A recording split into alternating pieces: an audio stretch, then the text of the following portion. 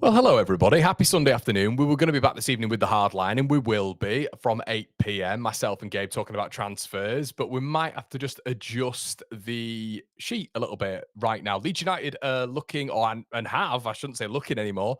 They've made their first signing. It's going to be signed, sealed, and delivered by the 1st of July. Leeds have been working on it in the background. This is according to top tier sources when it comes to Vidal over on the European circuit, Sebastian Vidal, and obviously we've got Graham Smith reporting on it as well.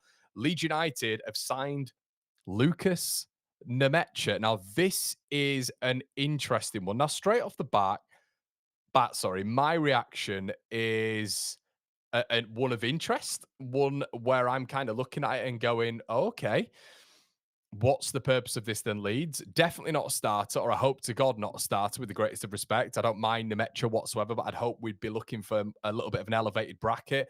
A massively talented youngster, someone who I remember from being at Preston on loan, Middlesbrough on loan, but primarily, obviously, you guys know with my links with Manchester City when it's come to working closely with the club at Point, and obviously with the Manchester Evening News, Manchester City product line.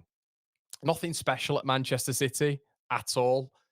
Has played for the under 21 circuit for the Germans, is a player of which I would see as being a bit of a 15, 20-minute spell period player for Leeds United, but someone who really has been a product of injuries throughout a lot of his career recently as well. There's Germany caps in there as well, so there's been a lot of promise, but maybe notoriously recently, it's been maybe a little bit more about his brother, Felix Nmecha, who was playing at Dortmund in central midfield, looks very good, has had interest from Arsenal, Atletico Madrid, Napoli, Manchester United.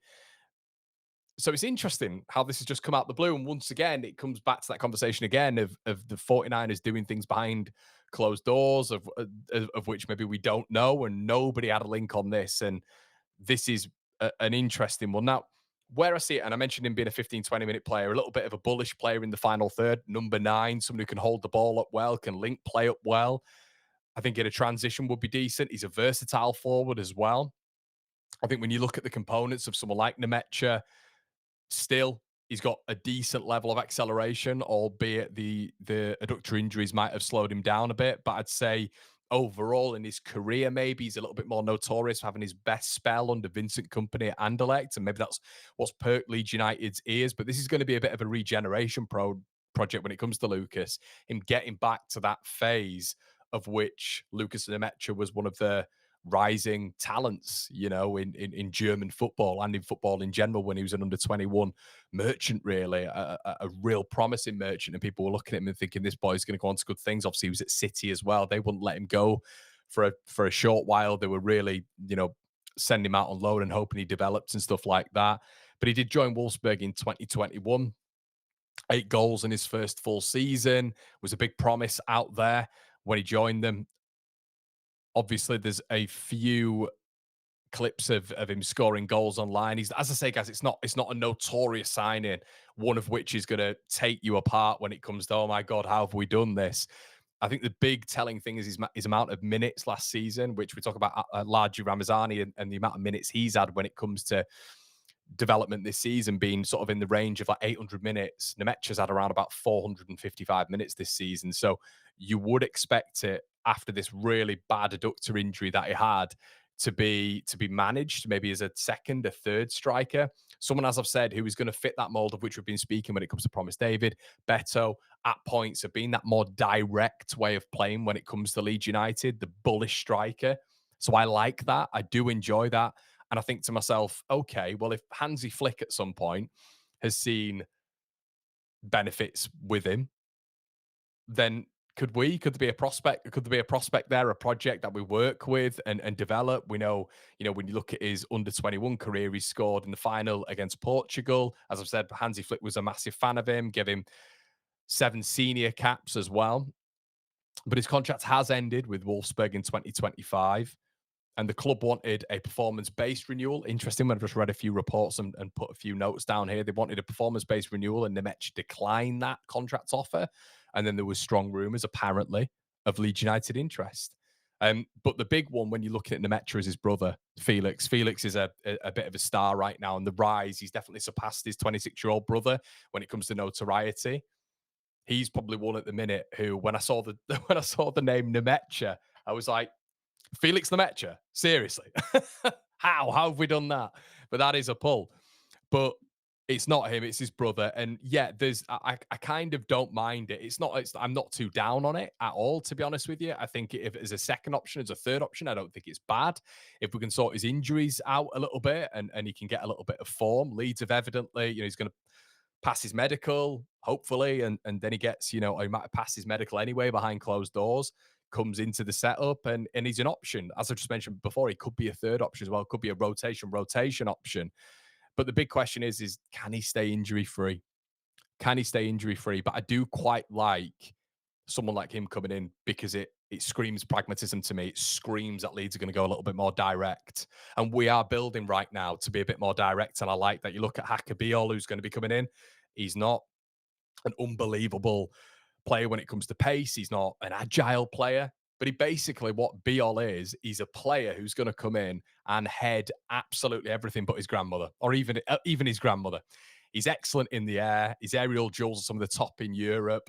And from a defensive perspective, a low block perspective, he's absolutely fantastic and he's a perfect fit for a side who's going to be in a low block this season, who's not going to be dominant in possession and building up from the back. He has been brought in to be in that back two or back three, if you want to go to a back three with Biol in there, because he has played in a back three before, and I think it would complement Strauch and Rodon Bin there as well and offer extra cover. I think someone like Biol coming in basically insinuates that Leeds are going to be doing things a little bit differently this year. There's going to be a change in style and ethos when it comes to a lot of these matches, which I like because I think Leeds are going to have to give up possession. It's going to be a very different Leeds United to what we've seen last season. And that's good because it's a bit of a tick box when it comes to Daniel Farke, pragmatism, being direct and understanding the frequency of the division. Someone like Nmecha coming in as a striker instantaneously tells me that Leeds United are going to be working in a way which facilitates that once more.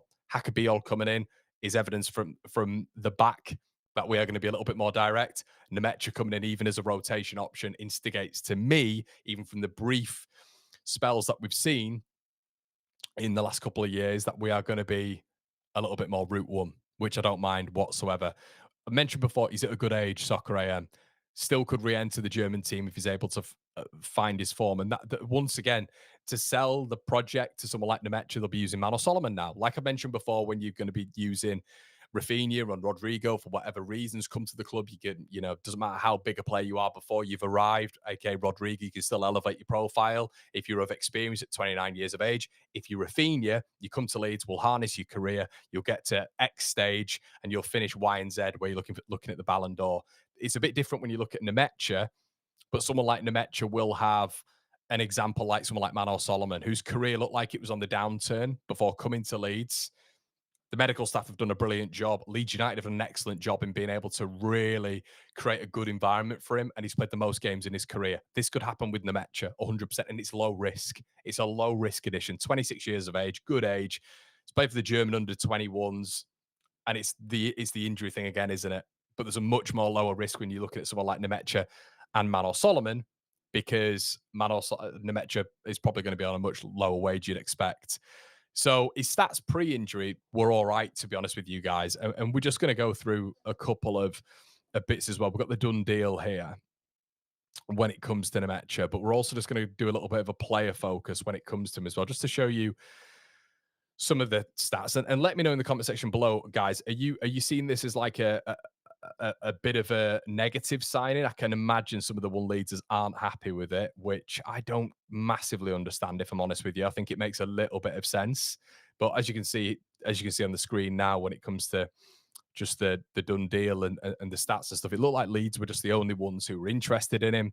And obviously you can see there 19 caps this season, 3 goals. So yeah, a lot to consider when you're looking at him. I'm not raging happy about it. I'm not raging sad about it, to be honest. I think it does make a lot of sense for a lot of different reasons. And it would be a second, third striker, and someone who maybe we could get to a certain level. Who knows? Let me know what you think in the comment section below, everybody. Interesting one, this one. Lukas Nmecha, not Felix, set to sign for Leeds United. What do you guys think? Let me know in the comment section below, and we'll see you tonight for the Hardline.